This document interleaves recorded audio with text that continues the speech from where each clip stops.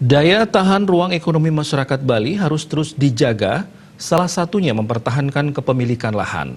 Hal itu penting untuk menjaga budaya, tatanan sosial dan ekonomi masyarakat Bali.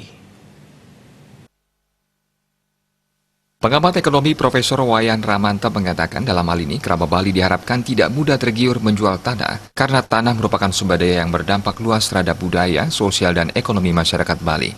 Ada ancaman bagi masyarakat Bali jika tidak bisa mempertahankan sumber daya ekonominya dalam bentuk tanah. Dalam hal ini, alih kepemilikan lahan kepada orang luar Bali akan berdampak pada budaya Bali, sosial, dan ekonomi masyarakat Bali. Untuk itulah, dia menyarankan kerabat Bali tidak menjual tanahnya. Nilai ekonomis lahan bisa digarap misalnya dengan menyewakan lahan. Bahkan untuk meningkatkan nilai tambah, masyarakat Bali bisa mengkomersialkannya dalam bentuk toko ataupun ruko.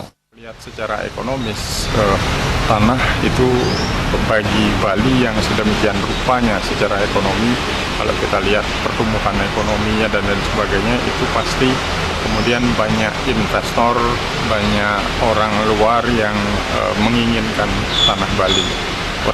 Tanah itu bisa kita olah bernilai tambah ekonomi yang tinggi tanpa harus menjual ketika sumber daya manusia Bali itu menjadi entrepreneurship-nya misalnya bisa kita tingkatkan, yang oleh karena demikian peran pemerintah saya pikir sangat penting di sini. Pemerintah harus hadir baik di dalam meningkatkan kewirausahaan dari masyarakat Bali maupun Profesor Wayan Ramanto juga menyampaikan selain itikat dari masyarakat Bali, peran pemerintah juga sangat dibutuhkan seperti memberikan pelatihan dan mencetak kewirausahaan serta membebaskan pajak bumi dan bangunan lahan-lahan produktif. Suparyana, Bali TV.